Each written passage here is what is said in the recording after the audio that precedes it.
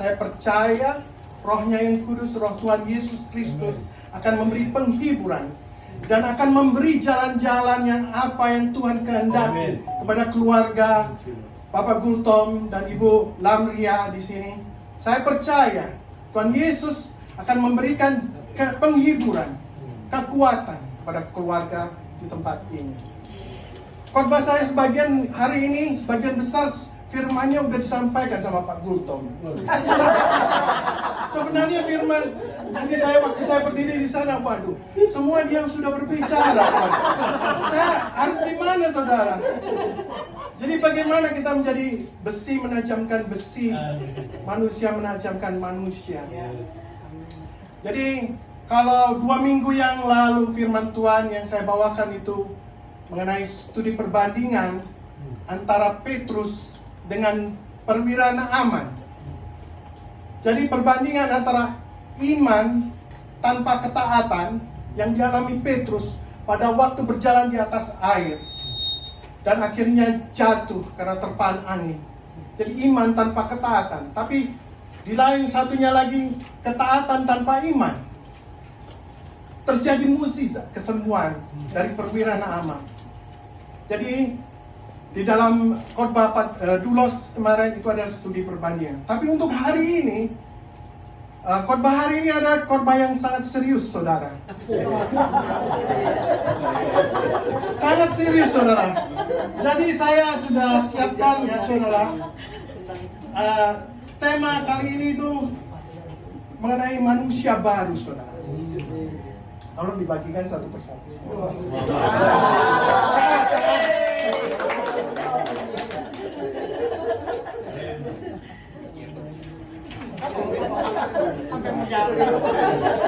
Saking serius. Saking seriusnya.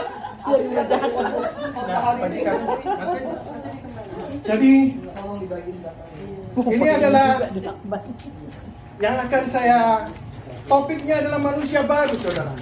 Seperti tadi Pak Leo bilang, hidup ini sekarang ini Pak Leo sudah fokus hanya surga atau neraka, saudara.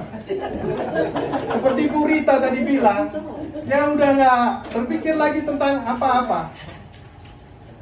Jadi ini yang ingin saya tanyakan kepada saudara. Saudara bisa jawab pribadi demi pribadi. Ya, saudara bisa jawab pribadi demi pribadi. Saya tidak perlu jawabannya. Apakah saudara yakin begitu kita keluar dari rumah ini, apakah saudara yakin bahwa saudara akan masuk surga? Amin. Saya tidak perlu jawaban, hanya Anda dengan Tuhan Yesus. Jawab dengan Tuhan Yesus sendiri, saudara. Apa kata Yesus mengenai masuk kerajaan surga? Mari kita buka Yohanes 3 ayat 5. Apa kata Yesus?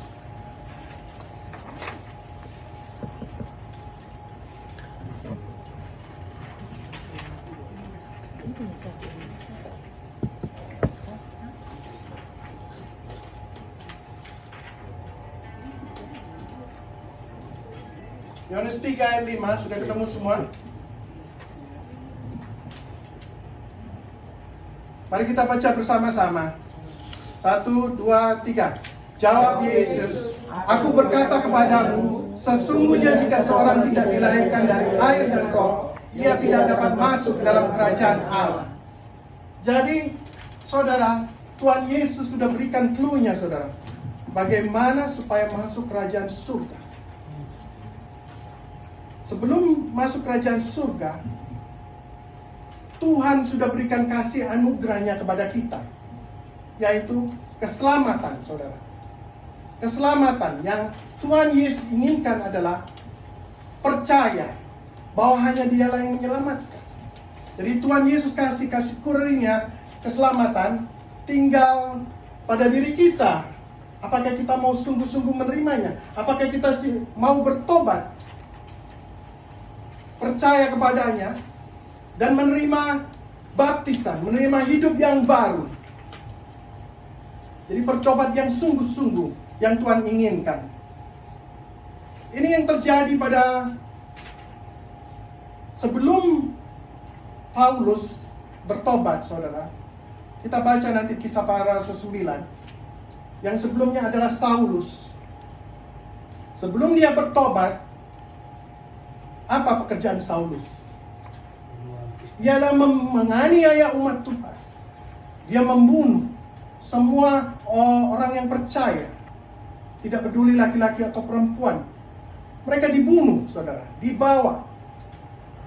Pada akhirnya, mari kita baca Kisah Para Rasul 9.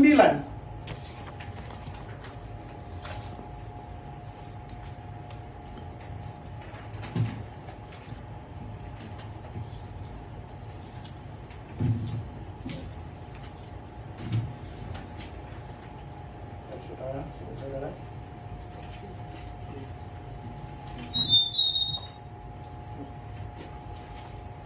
Jadi pada waktu Saulus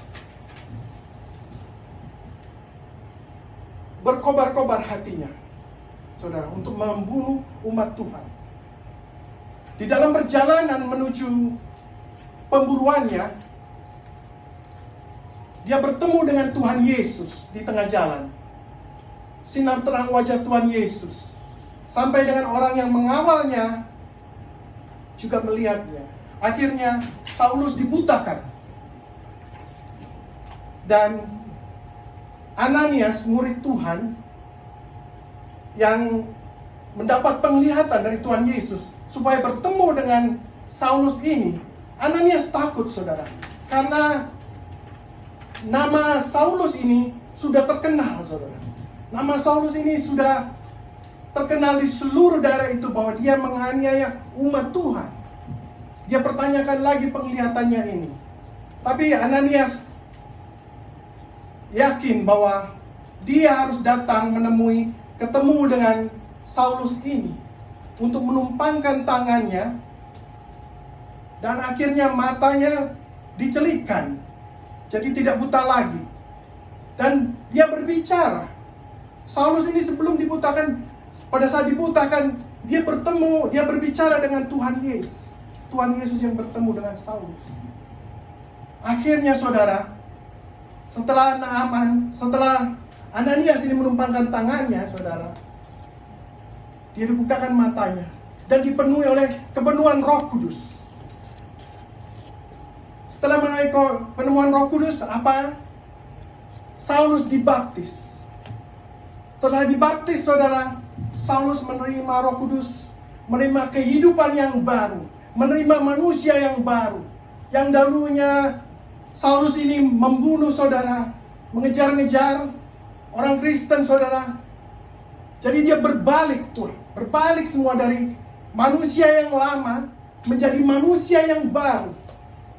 Karena pada saat dibaptis, kodrat ilahi itu turun atasnya, dan Roh Kudus bekerja di atas dirinya, merubah semuanya. Dan dia akhirnya mengajar, saudara, mengajar di rumah-rumah ibadah. Bahkan dia adalah satu Rasul Tuhan yang di dalam Alkitab banyak buku-buku firman-Nya dituliskan oleh Rasul Paulus. Rasul Paulus ini sungguh berapi-api, saudara. Even pada waktu masuk penjara, saudara, dia masih melayani umat Tuhan. Dia masih menuliskan surat-surat untuk jemaatnya. Jadi bagaimanakah, saudara? Bagaimana dengan kita? Saya percaya audiens di tempat ini semuanya sudah lahir baru. Semua sudah lahir baru, semua sudah sungguh-sungguh bertobat di dalam Tuhan. Ya. Jadi ada yang belum lahir baru, coba angkat tangan, nanti biar konsultasi dengan Bapak Gembala. Tidak ya, semua sudah lahir baru. Jadi bagi kita yang sudah lahir baru, setelah dibaptis, setelah kodrat ilahi itu turun, apakah kita stop sampai di situ saja, saudara? Apakah kita stop sampai sebagai bayi saja?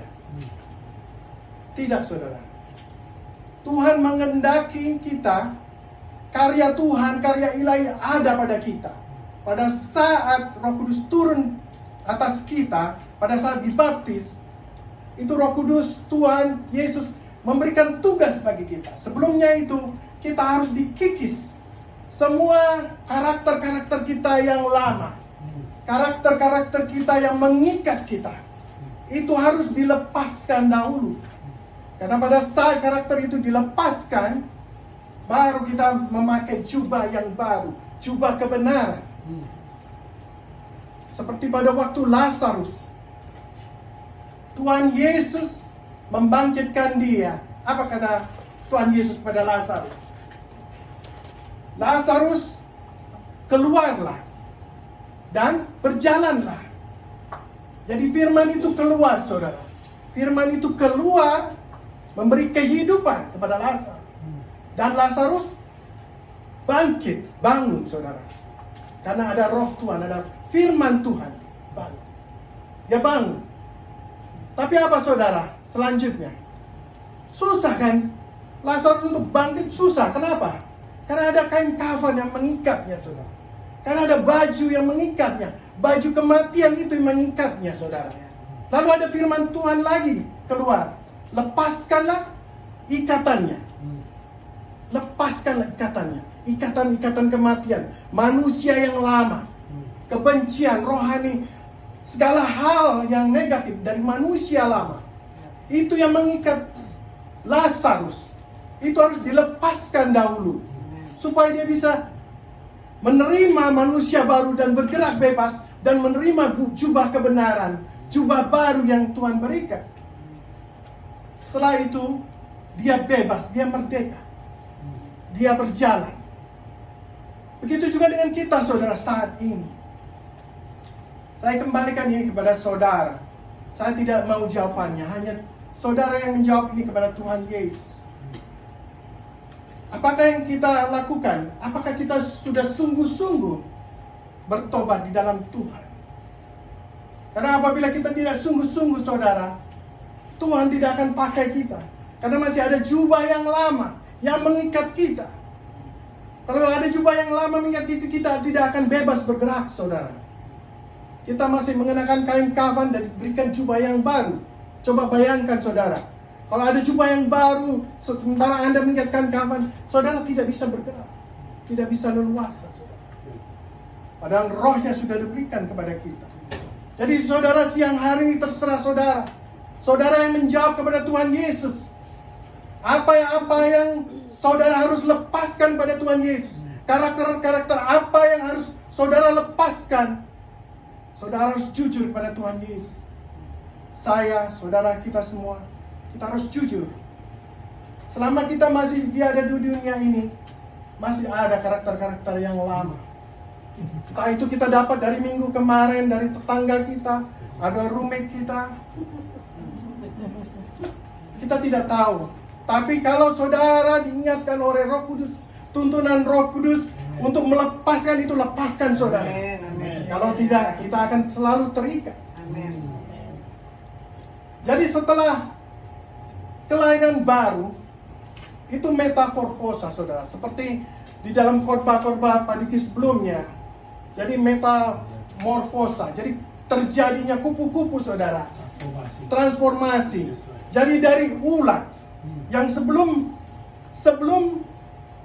percaya kepada Tuhan dan akhirnya menjadi kepompong, saudara. Dia menerima Tuhan Yesus sebagai Tuhan dan Juru Selamat, dibaptis. Dia menjadi kepompong, saudara. Dulunya yang tadinya ulat ini adalah menggatali orang-orang, ya, ulat bulu, saudara. Coba bayangin, saudara. Jadi bikin gatal tetangganya. Aduh, bikin bentol-bentol, saudara. Saya ingat itu, saudara-saudara.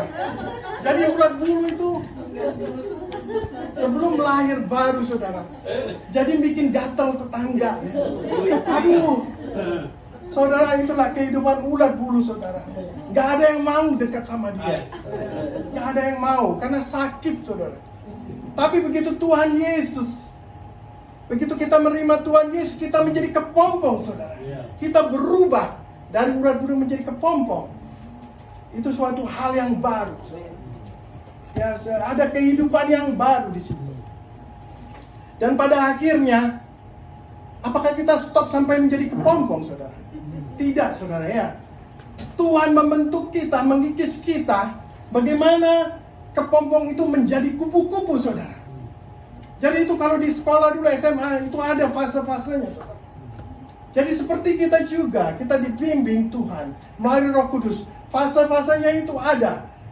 Akhirnya 1, fase 2, fase 3, akhirnya sampai menjadi kupu-kupu yang indah dilihat. Amin. Firman Tuhan berkata, ya, kalau pertobatan yang sungguh, hati yang bertobat itu, hati yang bertobat sungguh-sungguh itu cuma Tuhan yang lihat.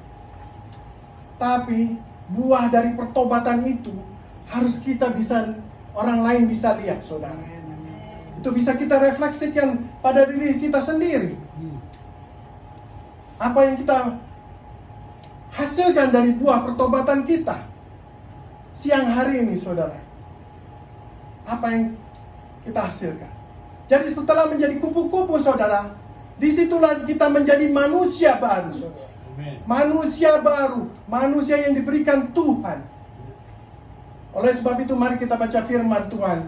Apa itu mengenai manusia baru? Tadi itu cuma pengantar, saudara ya. Itu belum firmannya, saudara. Saudara jangan pegang dulu, saudara ya. Itu baru pengantar, saudara. Ya. Jadi topiknya itu manusia baru. Seperti yang saudara lihat. Karena pada waktu firman ini saya siapkan, Tuhan, ini firman yang terlalu luas, saudara. Tuhan, saya minta beri saya topik yang lain. Tapi Tuhan masih tetap konfirmasi menjadi ini, topik ini, saudara. Topik ini sungguh luas, saudara. Saya sendiri harus bagaimana, saudara. Jadi itu tadi pengantar. Jadi sebelum menjadi manusia baru, saudara harus bertobat dulu dengan sungguh-sungguh, mendapat Roh Kudus, dan kita dibimbingnya menjadi manusia baru. Sekarang apa itu manusia baru?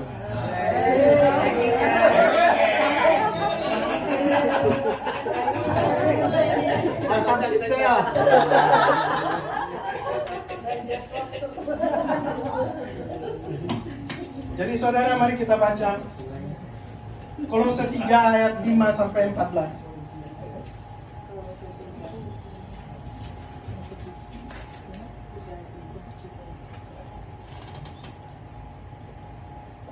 Manusia baru.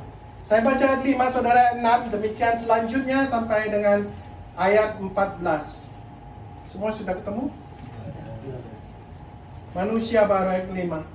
Karena itu matikanlah dirimu segala sesuatu yang duniawi, yaitu percabulan, kenajisan, hawa nafsu, nafsu jahat, dan juga keserakahan yang sama dengan penyembahan berhala.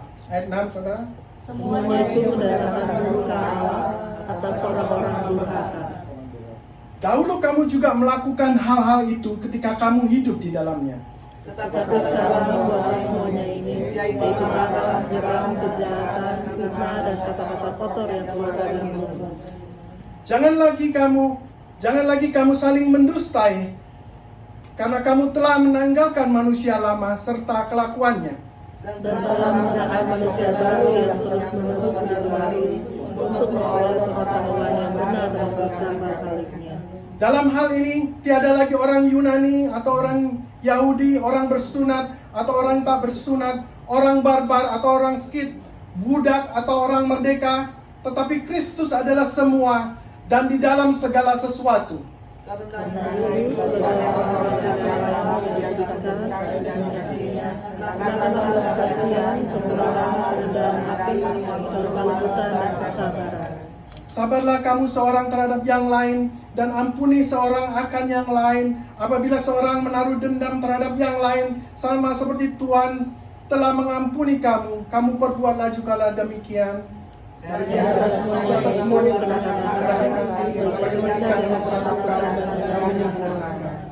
ada amin, saudara. Amin. Jadi dari nats ini, saudara, kita bisa lihat bagaimana apa itu menjadi manusia baru. Jadi ini sifatnya diskusi, saudara ya. Nah sekarang saya perlu butuhkan jawaban ini. Ya, Kalau tadi itu introduksi, Anda nggak perlu jawab, saudara. Di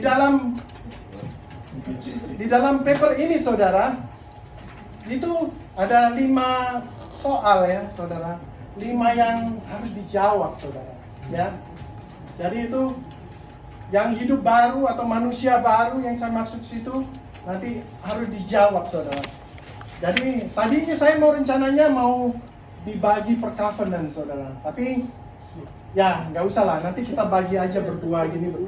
Ada juru bicaranya, dan ditulis jawabannya. Jadi supaya apa, saudara? Supaya nggak ngantuk, saudara. Jadi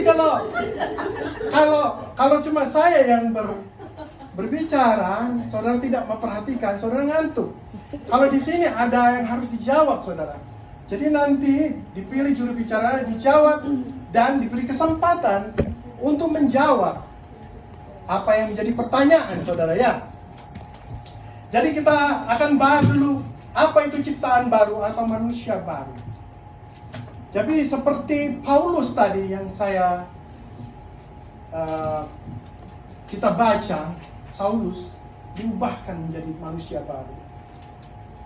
Jadi bagaimana perubahan ini? Ciptaan baru. Dari yang lama sudah berlalu, yang baru sudah datang. Demikian firman Tuhan. Jadi apa ini artinya ciptaan baru, saudara? Kata ciptaan baru itu apa? Kalau bahasa Yunaninya dia bilang ada neos. Terus ada lagi satu lagi. Neos itu adalah baru, tapi saudara, baru tapi nggak baru gitu. Jadi seperti cellphone, saudara. Cellphone yang baru beli dari T-Mobile, saudara. Baru beli dari T-Mobile. Tapi ini bukan baru, saudara. Tapi ini adalah hasil reproduksi dari yang lama ditambahkan feature-feature yang baru, itu neos. Tapi yang dimaksudkan ciptaan baru di dalam firman ini adalah sama sekali baru, saudara, yang dari Tuhan. Pada waktu firman Tuhan yang pertama, jadilah terang, maka jadilah terang. Terang itu ada. Itu baru, saudara, karena tadinya tidak ada. Menjadi baru. Demikian juga hal ini terjadi pada Saulus. Coba pikirkan, renungkan. Apa yang terjadi pada Saulus? Apakah dia ada niat itu untuk menjadi pengajar jemaat Tuhan? Tidak ada, saudara. Jadi pada saat pertemuan dia dengan Tuhan Yesus, ada sesuatu yang baru datang. Kodrat ilahi datang. Melalui rohnya yang kudus, diubahkan hati Saulus. Ya, saudara bisa tangkap ini. Jadi, saudara bisa tangkap apa itu maksudnya ciptaan baru. Ada yang bisa kasih jawaban, saudara? Tentu bukan dari pastoral ya. Saya minta kesempatan. Apa maksudnya ciptaan baru di sini? Yang terjadi pada Saulus. Ciptaan baru? Ada yang muda? Jadi perubahan batinia yang dikerjakan oleh Roh Kudus dalam diri setiap orang yang percaya kepada Yesus Kristus. Jadi ada perubahan yang terbaru, ada yang baru lahir. Manusia baru diberikan dari Tuhan. Jadi, saudara, apakah kita benar-benar sudah menjadi manusia baru? Apa ciri-ciri manusia baru? Itu pertanyaan yang berikutnya. Apa ciri-ciri manusia baru?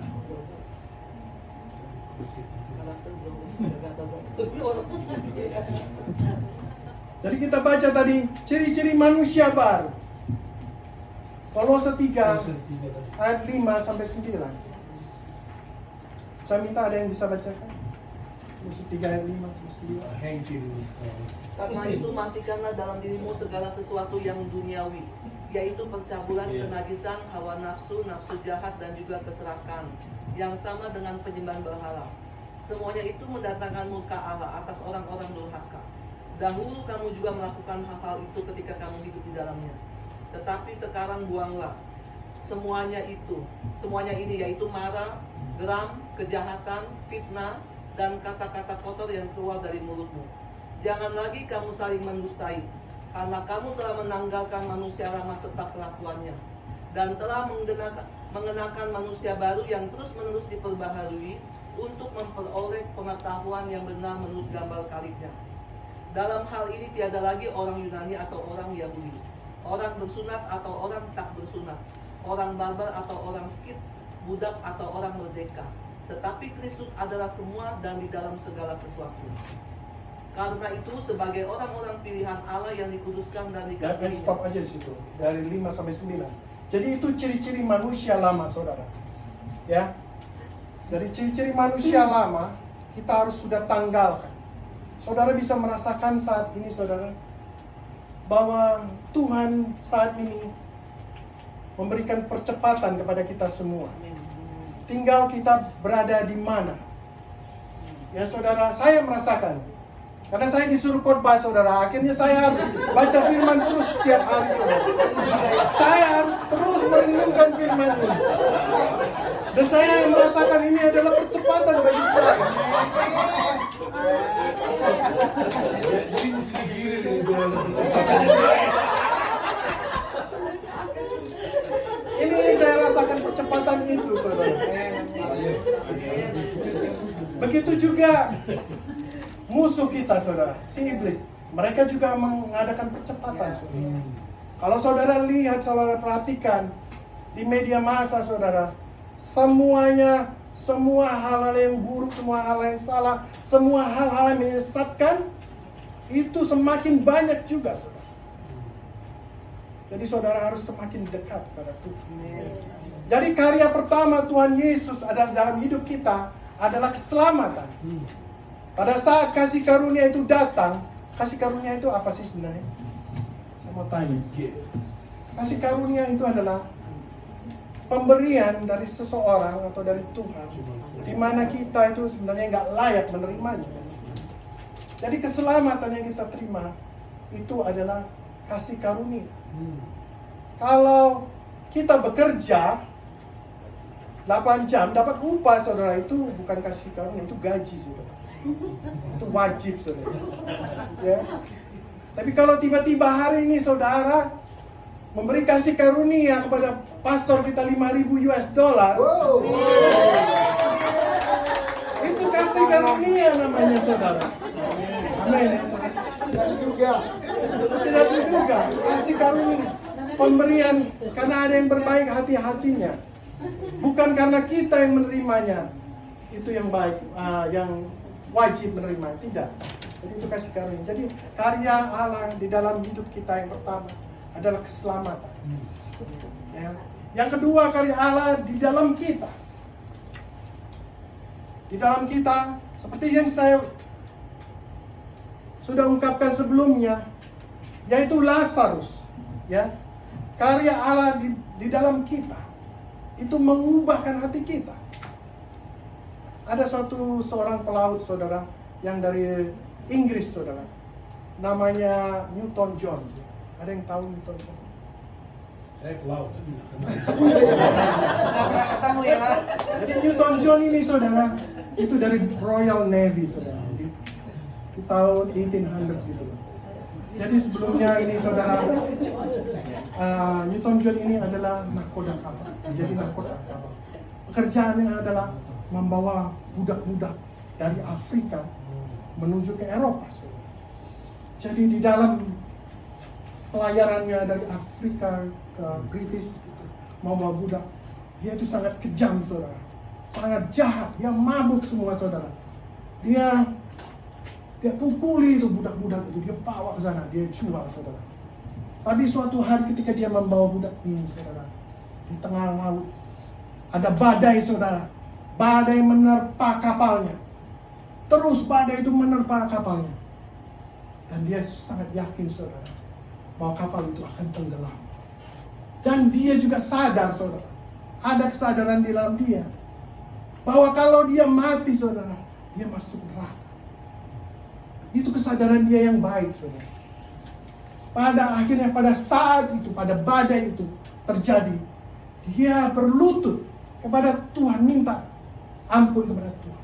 Tuhan beri saya kesempatan. Beri saya kesempatan Tuhan untuk bertobat. Untuk bertobat kali ini. Jadi Tuhan memberi dia kesempatan untuk hidup. Kapal itu diselamatkan, saudara. Kapal itu diselamatkan, saudara. Dan Newton John ini benar-benar dia bertobat. Dia tinggalkan nakoda itu, kerjaan nakoda itu. Dia akhirnya menjadi pendeta, saudara. Menjadi pendeta, saudara. Dan dia belajar firman Tuhan, menjadi pendeta melayani. Dan pada akhirnya kita mendengar karya dia. Satu lagu karya dia yang semua orang Kristen tahu. Apa itu, saudara? Amazing Grace. Lagu Amazing Grace. Amazing Grace, how sweet the sound. Itu lagu ciptaan dia, saudara. Dia melayani. Dia sadar Tuhan jamah hidupnya. Jadi pada saat kita betul-betul bertobat, kita betul-betul berbalik dari jalan-jalan kita yang salah, Tuhan lawat dia. Dan Tuhan ubahkan hatinya. Yang tadinya dia kejam, saudara. Yang tadinya dia membunuh, memukuli budak-budak itu, dia berbalik jalannya.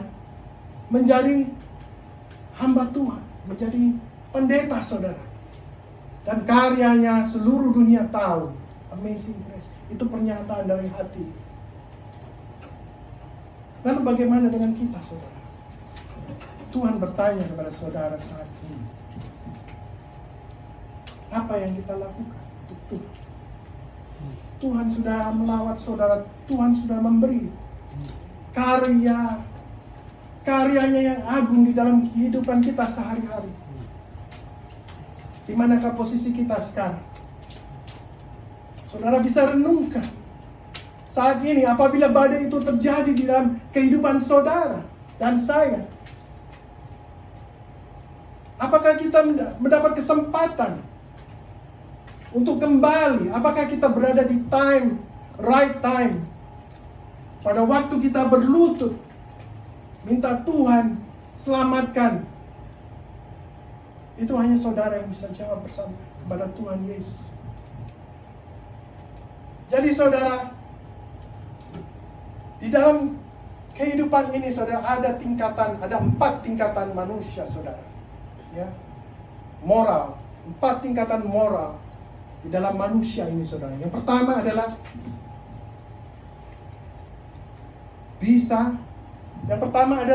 bisa berdosa. Jadi pada saat Roh Kudus ada di dalam kita, itu Roh Kudus itu yang mengajari kita, saudara, yang menegur kita, yang memperbaiki kelakuan kita. Jadi ada 4 tingkatan moral manusia. Yang pertama adalah bisa berdosa. Kita tahu Adam, saudara. Adam sebelum jatuh ke dalam dosa, Adam belum teruji. Belum teruji, saudara. Jadi Adam ini tingkatan manusia yang pertama, belum teruji. Jadi manusia yang bisa berdosa. Pada akhirnya dia jatuh di dalam dosa. Yang kedua adalah bisa tidak berdosa. Itu tingkatan yang kedua. Bisa tidak berdosa. No, tingkatan yang kedua, bisa tidak berdosa. Bisa tidak berdosa. Jadi tidak bisa tidak berdosa. Yang kedua, tidak bisa tidak berdosa. Ini terjadi bagi orang-orang yang tidak percaya kepada Yesus. Dia bermaksud berbuat baik, tapi yang terjadi adalah dosa. Itu yang kedua, tidak bisa tidak berdosa. Yang ketiga adalah kita, saudara, bisa tidak berdosa. Pada saat kita terus mau menurut pada bimbingan Roh Kudus, melangkah bersama pimpinan Roh Kudus, kita bisa tidak berdosa. Yang keempat, tingkatan yang keempat adalah tidak berdosa. Itu pada waktu kita di surga, saudara.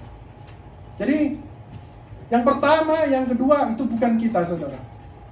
Jadi cuma ada tingkatan yang kedua dan ketiga. Dan kita ini ada yang ketiga. Ya, ada amin saudara? Bisa tidak berdosa. Oleh karena itu kita dikaruniai Roh Kudus. Pada saat kita mau mencuri, Roh Kudus telah tegur kita. Jangan tinggalkan itu. Pada saat kita mau melakukan sesuatu yang berdosa, Roh Kudus tegur. Jangan. Tinggal kita, bagaimana kita mau menurut atas bimbingan Roh Kudus atau tidak. Disitulah kita akan dibentuk, saudara. Jadi bagaimana? Jadi Tuhan telah memberikan alat-alat bagaimana kita menjadi manusia yang baru. Manusia baru adalah manusia yang selalu mengingat akan Tuhan, yang selalu luput dari hal-hal yang lama yang mengikat dan membawa kematian, saudara. Juga Tuhan sediakan 4 sarana, saudara. 4 sarana supaya kita tidak jatuh ke dalam dosa. Sehingga kita telah terus menjadi manusia baru. Manusia yang diperbarui setiap hari. Sarana yang pertama Allah berikan adalah firman Tuhan, saudara. Sarana pertama adalah firman Tuhan. Firman Tuhan ini menjadi pedoman bagi kita. Tuhan Yesus memberikan contoh di dalam firman. Jadi pada saat kita membaca firman Tuhan, itulah pedoman kita. Pada saat Tuhan Yesus diludahi, Tuhan Yesus tidak membalas. Pada saat Tuhan Yesus dicambuk, Dia tidak membalas. Pada saat Tuhan Yesus disalibkan, Tuhan hanya berkata dan berdoa, Bapa, ampunilah mereka, sebab mereka tidak tahu apa yang mereka perbuat. Bisa saja saat itu Tuhan Yesus memanggil malaikat untuk mengalahkan semuanya. Tapi itu tidak dilakukan. Bahkan Tuhan Yesus minta pengampunan. Itu pedoman kita, sarana kita, menjadi patokan. Jadi Allah berikan 4 hal. Yang pertama adalah firman Tuhan. Di mana kalau kita setiap hari membaca firman Tuhan, kita mengerti, mengenal Tuhan Yesus, apa-apa yang Dia lakukan. Pada waktu Dia disindir, Dia tidak membalas. Pada waktu Dia tidak membalas. Pada waktu dicambuk, Dia tidak membalas. Itulah contoh yang diberikan kepada kita. Memang sulit, saudara. Sulit. Karena itu hanyalah kodrat ilahi. Tapi Tuhan akan berikan sesuatu. Tuhan yang Allah sendiri yang akan mengerjakannya. Pada saat kita mau bekerja untuk melakukan kehendak Allah, Tuhan sediakan jalannya. Bukan dari kekuatan kita, bukan dengan daging kita, saudara. Allah sendiri yang melalui Roh-Nya yang kudus akan memberikan itu jalan itu. Yang kedua adalah doa, saudara. Itu alat yang kedua, yang doa. Apabila kita berdoa, bersyukur, menyembah Dia, kita mempunyai hubungan intim dengan Roh Kudus. Roh Kudus itulah power yang memberikan kita kekuatan, yang melembutkan hati kita. Dunamos, itulah Roh Kudus. Kalau kita hanya membaca firman tanpa berdoa, kita akan menjadi orang Farisi, saudara. Tapi pada saat kita membaca firman dan berdoa, bersekutu intim dengan Roh Kudus, di situ kita mendapat kekuatan. Yang ketiga adalah Tuhan memberikan kesulitan kehidupan, bukan dosa ya. Tuhan Allah mengizinkan kesulitan kehidupan, bukan mengizinkan dosa. Kita akan diberikan kesulitan-kesulitan dengan maksud untuk mengikis karakter kita. Jadi, misalkan saya atau saudara orangnya gampang tersinggung, saudara, itu Allah akan kirimkan orang-orang yang buat Anda gampang tersinggung, saudara. Dan itu tidak akan berhenti, saudara. Tidak akan berhenti sampai saudara menang akan itu. Karena Tuhan Allah mau mengikis hati kita, mengikis karakter kita yang salah. Ya saudara, apabila kita punya karakter yang susah mengampuni, itu juga Tuhan akan kirimkan orang-orang sekitar kita. Oleh karena itu saudara, izinkan istri saudara membentuk karakter Anda, atau suami saudara izinkan untuk membentuk karakter Anda, atau tetangga Anda atau anak saudara izinkan itu membentuk karakter saudara. Jangan Anda lepaskan perkataan, utusan iblis mengganggu saya. Jangan saudara, jangan sampai saudara, jangan ditengking saudara. Salah saudara itu. Karena Tuhan itu mau. Jangan selalu mau tengking. Karena semuanya ada maksud Tuhan. Oleh karena itu saudara harus dengar-dengaran akan Roh Kudus. Pada saat kesulitan itu datang saudara, apa tindakan kita? Apakah kita periksa hati kita, periksa diri kita? Jangan langsung periksa orang lain, saudara. Jangan, saudara. Jangan. Periksa diri sendiri, saudara. Kita akan dibentuk Tuhan hari demi hari serupa dengan Kristus. Jadi inilah maksud manusia baru, saudara. Jadi di dalam Tuhan itu tidak stop sampai di situ saja, menjadi lahir bayi, terus menjadi kepompong. Tidak, saudara. Tuhan bentuk saudara. Ada karya sesuatu yang besar yang Tuhan inginkan di dalam kehidupan kita. Sehingga kita menjadi manusia baru. Setelah menjadi manusia baru, Tuhan akan pakai kita dengan jubah yang baru, melalui Roh-Nya yang kudus. Kita akan melakukan sesuatu yang dahsyat, saudara. Kelihatannya mustahil, saudara. Kelihatannya mustahil untuk bisa tidak berbuat dosa. Kelihatannya mustahil, kan? Pada suatu hari ada percakapan dua lalat, saudara. Dua lalat. Lalat kecil dan lalat besar. Itu di Soekarno-Hatta, saudara. Jadi lalat yang besar ini tanya kepada lalat yang kecil, bro, itu kan orang Jakarta kan begitu, bro, kamu dari mana 2 jam kemarin? Aku dari Surabaya. Wah, ada yang besar ini bilang, mana mungkin kamu dari Surabaya 2 jam yang lalu, mana mungkin? Sayap kamu aja kecil begitu. Surabaya, Jakarta itu berapa jauh? Saudara tahu apa jawabannya? Saya gampang saja. Saya tinggal masuk ke dalam pesawat itu, saudara. Saya masuk ke dalam pesawat itu. Dan saya ikut dalam pesawat itu. Nyampe di sini 2 jam. Surabaya, Jakarta. Jadi saudara, kelihatannya mustahil. Tapi apabila kita in Christ, entheos, kita di dalam Tuhan, itu tiada yang mustahil. Jadi apabila kita melakukan dengan kekuatan sendiri, nggak mungkin, saudara. Tidak mungkin. Tapi apabila kita berada di dalam Tuhan, tiada yang mustahil di dalam Tuhan. In Christ Jesus, we can do everything. Dalam Yesus. Jadi itu yang diminta oleh Allah terhadap kita. Dengan Roh-Nya yang kudus, kita sanggup melakukan segala perkara. Amen.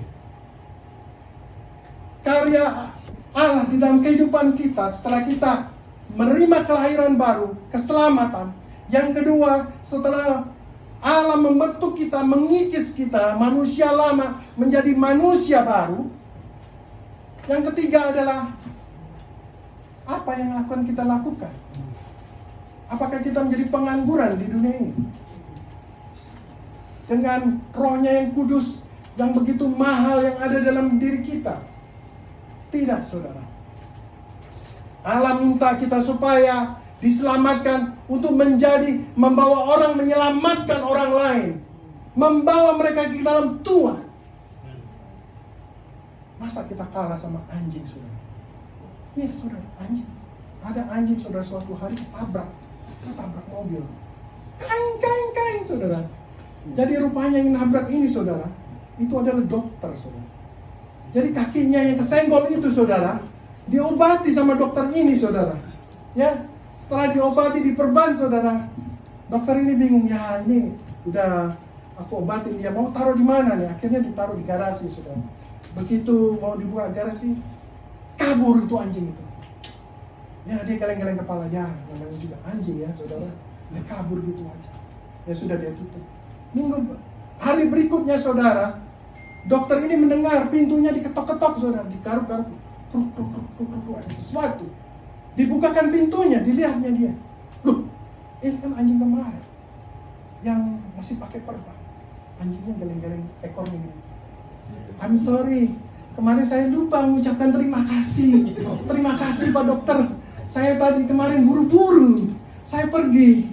Terus sebelum dokter ini senyum, saudara, si anjing ini menoleh ke sampingnya, sebelah kanan. Ada anjing yang terluka, saudara. Ada anjing yang terluka. Yang berdarah. Jadi anjing itu berkata, dokter, kemarin saya kamu obati, dokter obati semua ini. Itu ada teman saya masih berdarah. Dia perlu pengobatan. Jadi dibawanya ini, temannya ini untuk diobati oleh dokter itu. Jadi saudara, yang kita punya itu lebih dari dokter ini, saudara. Tuhan Yesus. Pada saat kita sudah diselamatkan, apakah kita hanya berdiri sendiri, enjoy itu? Tidak, saudara. Kita harus membawa orang lain yang terluka, yang belum percaya kepada Tuhan. Karena itulah tugas kita.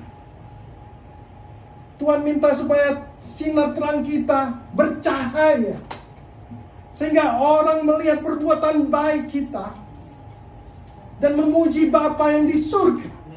Itulah firman Tuhan. Sekarang kembali lagi, saya kembalikan kepada saudara.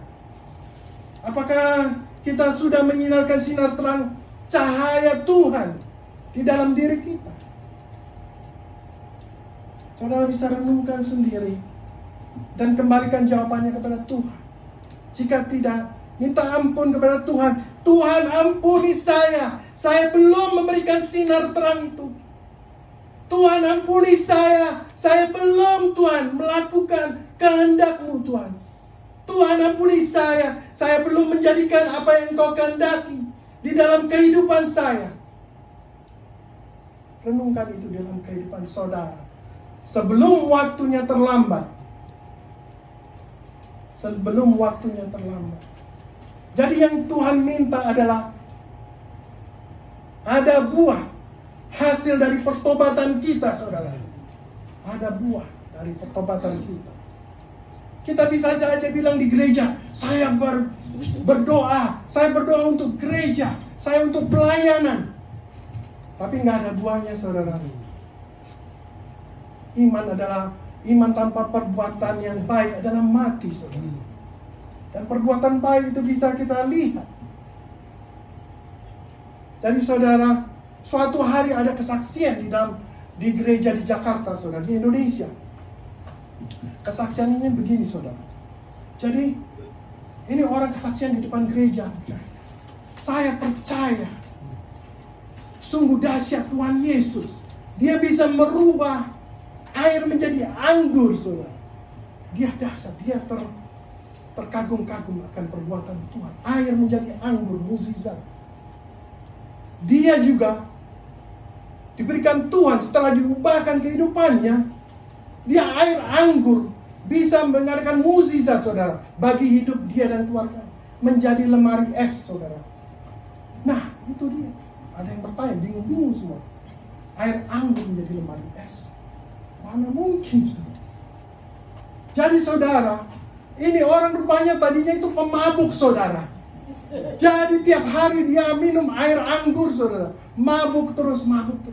Itu kehidupan dia yang lama.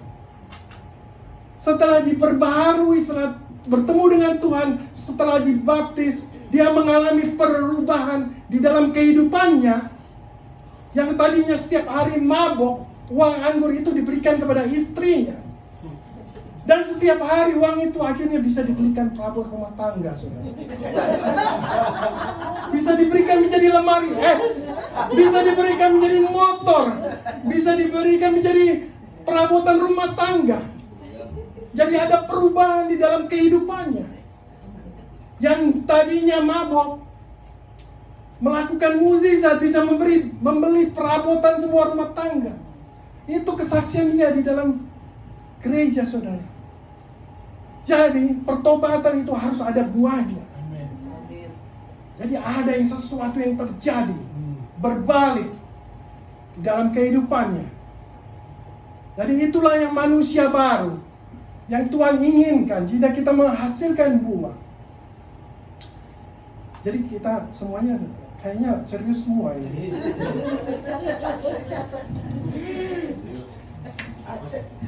Semua sudah menjawab semua. Ada pertanyaan ini itu dari 1 sampai 5. Karena saya itu cuma dikasih 30 menit sama Pak Pendeta. Ini sudah 50 menit. Jadi Ini baru nomor 1 kan? Jadi saudara, jadi begitu asiknya saudara ya. Sudah 50 menit, begitulah firman Tuhan. Apabila kita merenungi, menjalani, waktu itu tidak terasa saudara. Terus lanjut. Saudara, waktu saya menyiapkan ini, saudara, saya gemetaran saudara. Sungguh saudara, saya itu nggak layak saudara. Saya itu bukan kurang kelahiran dari pendeta saudara, bukan. Cuma saya minta kepada Tuhan. Bukan keluar. Saya minta kepada Tuhan, Tuhan apa yang harus saya berikan? Saya mendapat jawaban waktu Bapak Pendeta berkhotbah kemarin soal belas kasihan. Di situ saya diberikan, oh ini Pewahyuan. pewahyuan pada waktu itu. Oke. Jadi mulai dari Minggu, Senin, Selasa, Rabu, Kamis, Jumat, itu saya siapkan saudara. Tiap hari saudara, aduh, firman mana ini, aduh. Begitu saudara, kita harus menghargai pendeta kita saudara. Susah saudara menjadi pengkhotbah di depan sini. Kalau mau saudara silakan, saya kasih. Kita harus menghargai pendeta kita saudara. Menghargai karena susah saudara. Karena itu nggak gampang saudara. Karena kita harus bersejalan dengan Tuhan. Apa yang kita nyatakan, kalau itu bukan dari Tuhan, itu kita dilupakan saudara. Apa yang kita nyatakan. Jadi waktu saya mau kesaksian ini kemarin, waktu khotbah yang pertama di antara para dulos kemarin, kan studi perbandingan antara Petrus dengan Naaman saudara. Itu terjadi pada diri saya pada waktu saya berbicara. Yang pertama saya berbicara soal Petrus kan, dan yang kedua saya berbicara pada Naaman, soal Naaman yang kedua kan. Pada saat itu Tuhan tegur saya, nggak usah lama-lama berbicara soal Naaman, kembali lagi kepada Petrus. Itu saya langsung tarik saudara, saya langsung nurut, saya kembali lagi berbicara soal Petrus. Jadi begitu saudara, jadi kita harus sensitif. Pada saat ini sekarang juga kita harus sensitif. Saya harus belajar sensitif. Jadi begitu juga dalam kehidupan saudara. Kalau Roh Kudus kita belajar berada di jalannya terus, Roh Kudus bawa ke sini, turut saja dan layanilah Tuhan. Itu aja. Itu semuanya, intinya semua. Nah, jadi manusia baru, saudara. Jadi intinya semua itu manusia baru, ciptaan baru, ya. Nah, sekarang tugas saya sudah selesai. Nah, sekarang ini dibagi sebelah sini, sebelah sini. Ini batasnya saudara. Jadi ada yang namanya juru bicara. Juru bicara sini. Ya ini batasnya sini juga. Jadi pengkhotbah 30 menit. Kalau buat jemaah Iya. berapa menit? 30 menit. Jadi saya minta saudara 1, 2, 3, 4, 5. Itu saya ini. Jadi saudara, pertanyaan pertama, saudara bisa diskusikan itu ke tetangganya, bukan beda yang grup ya saudara. Jadi apa yang dimaksud hidup baru? Jadi kalau saudara ngantuk tadi nggak tahu apa arti hidup baru. Jadi tuliskan saudara apa yang Anda mau tuliskan. Dan nanti saya minta juru bicaranya untuk berbicara. Gantian saudara. Ya, Yang pertama adalah apa itu yang dimaksud hidup baru. Yang kedua, bagaimana ciri-ciri orang yang sudah hidup baru. Ciri-cirinya yang sudah hidup baru, ciri-ciri manusia baru. Bisa dijawab aja dengan firman-Nya, ayatnya. Yang ketiga, hal-hal apa saja yang di dalam hidupmu yang belum menunjukkan cara hidup baru. Saudara bisa berikan contoh. Apa yang tidak menunjukkan kehidupan yang baru. Yang keempat, bagaimana menjadi seorang yang hidup baru? Bagaimana caranya? Tadi saya sudah berikan langkah-langkahnya. Ada 4. Bagaimana saudara? Saudara tuliskan itu. Bagaimana menjadi seorang yang hidup baru? Karena saya ini orangnya masih yang lama, saudara, old school, saudara. Jadi saya harus mendengar, membaca, dan menulis. Jadi kalau mendengar, membaca, dan menulis, saya baru ingat, saudara. Jadi khotbah ini saya dengar, saya baca, saya tulis. Demikian juga saudara. Jadi saudara sudah mendengar, saudara sudah baca firman Tuhan, dan sekarang giliran saudara menulis. Dan yang kelima adalah coba berikan contoh konkret yang akan kita lakukan saat ini sehingga menjadi manusia baru. Apa langkah-langkah konkret yang Anda harus lakukan? Jadi sebelah sini siapa juru bicaranya? Yang sebelah sini siapa juru bicaranya?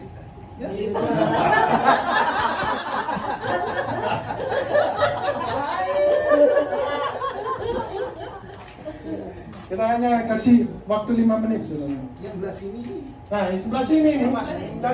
Ini grup 3. Nah, ini juru bicaranya Pak Marsudi.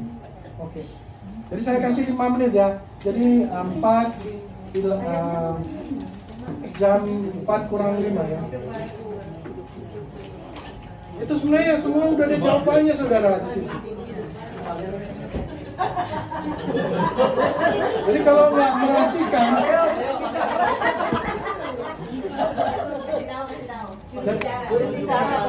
waduh.